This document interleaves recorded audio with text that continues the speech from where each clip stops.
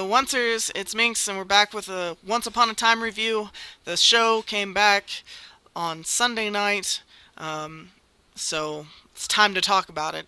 As you can see, I'm still in my kitchen um, because my roof still has a leak in it, and we've had some bad weather. So, anyways, without further ado, let's just get into it. This episode was split fairly evenly between Emma and Regina's story in the wishing world and introducing Gideon in the real world.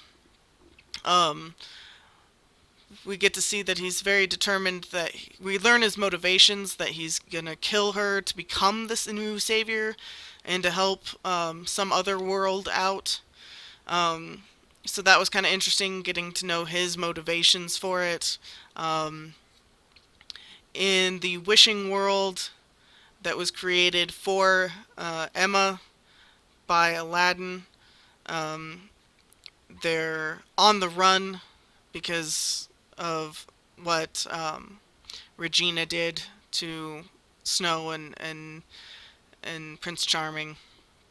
Um, Interesting thing to note about the wishing world is that everyone in the wishing world seems to be heavily aged.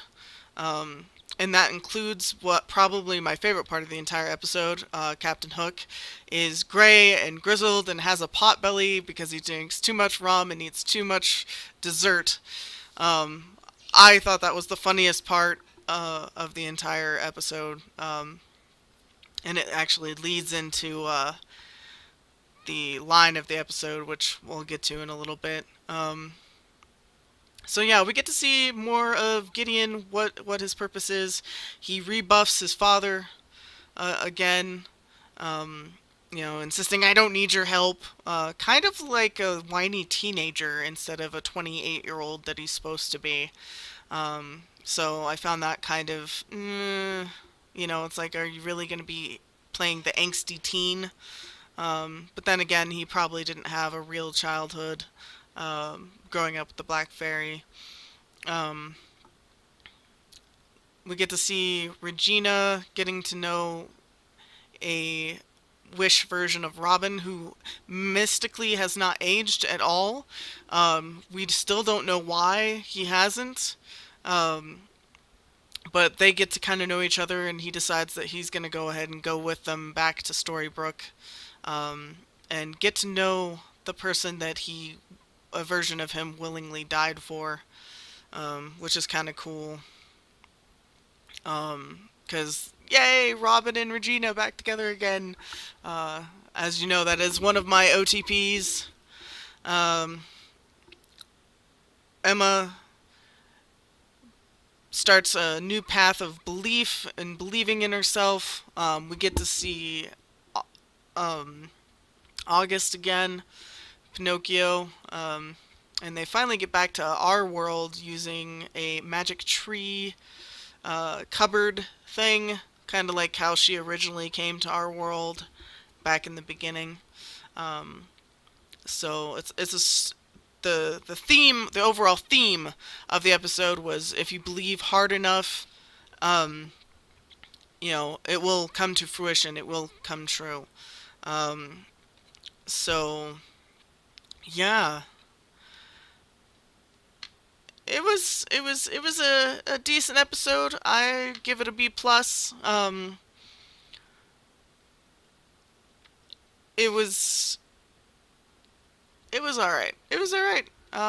It was enjoyable getting to see old fat Captain Hook was thoroughly a laugh fest. I giggled throughout that entire part. And at the end, our line of the episode comes when Emma gives him a hug after defeating Gideon and breaking the sword that's supposed to kill her. Um, and she says, "We're switching to water," and Killian goes, "What, to drink?"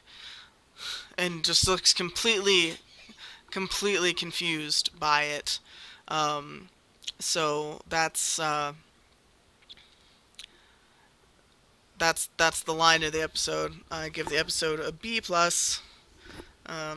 It's good effort. It's good to see Robin back. Although I want more of an answer as to why he didn't age, or he wasn't aged up. Um, and the episode ended with Gideon throwing a hissy fit and breaking the clock tower. So it'll be interesting to see where they go with him. If they're going to keep up with the angsty teenager vibe from him, or if he's going to get a little more serious. So we'll find that out. So yeah, B plus. If you like this review, make sure you hit that thumbs up down there. Hit the subscribe button so you catch more content. Because I do Once Upon a Time reviews, I do unboxings, and I'm gonna do a theory video coming up soon about Harry Potter. So yeah, so that's it for this week. Later, oncers.